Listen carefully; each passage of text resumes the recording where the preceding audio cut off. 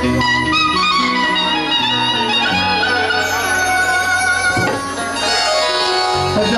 जी से पूछे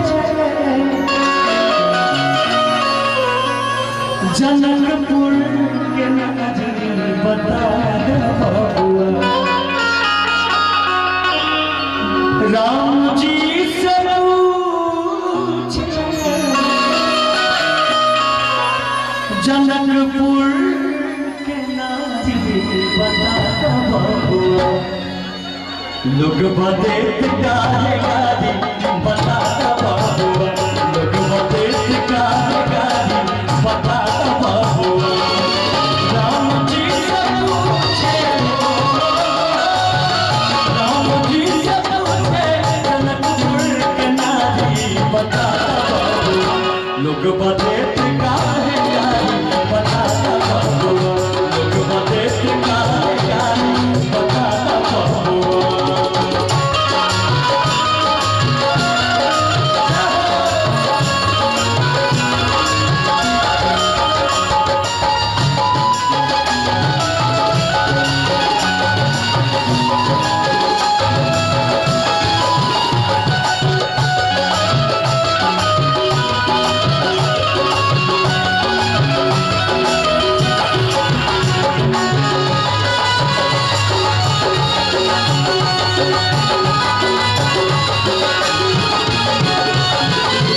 राम जी को देखकर जितनी भी सखी सहेली होती है वो कहती है राम जी को देखकर, सोहरा से पूछूं मैं और धन सुधारी।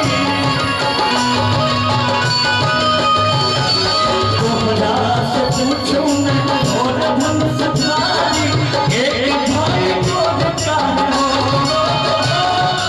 एक भाई को धिक्कार, एक भाई को धिक्कार, एक कारी बता बाबू, ओ बता बाबू।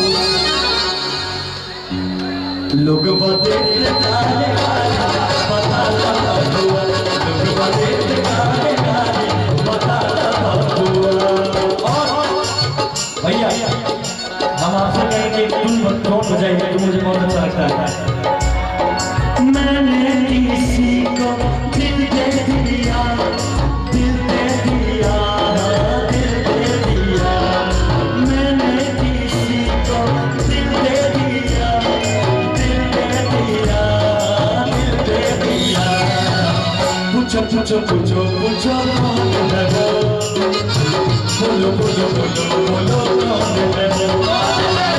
पूछो पूछो पूछो पूछो कौन है वो, बोलो बोलो बोलो बोलो कौन है वो। लोग बदेत काहे गाली बता बबुआ। बदेत काहे गाली बता बबुआ। और देखिए राम जी के पिता सबको जानते हैं कि राजा दशरथ जी थे। तो राजा दशरथ जी के लिए क्या कहते हैं, जनक जी की पत्नी की सखी सहेली कहते हैं, राजा दशरथ जी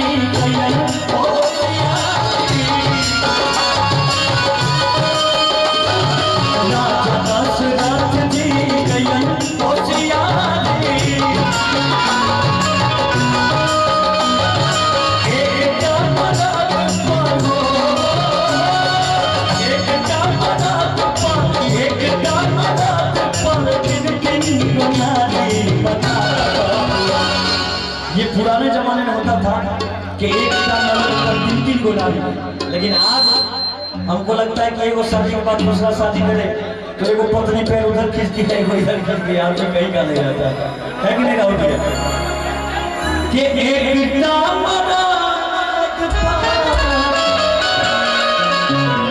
तीन तीन को नारी बता बबुआ। एक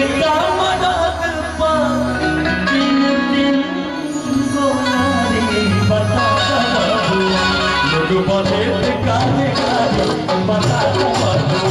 लोग बदेत काहे गाली बता बबुआ।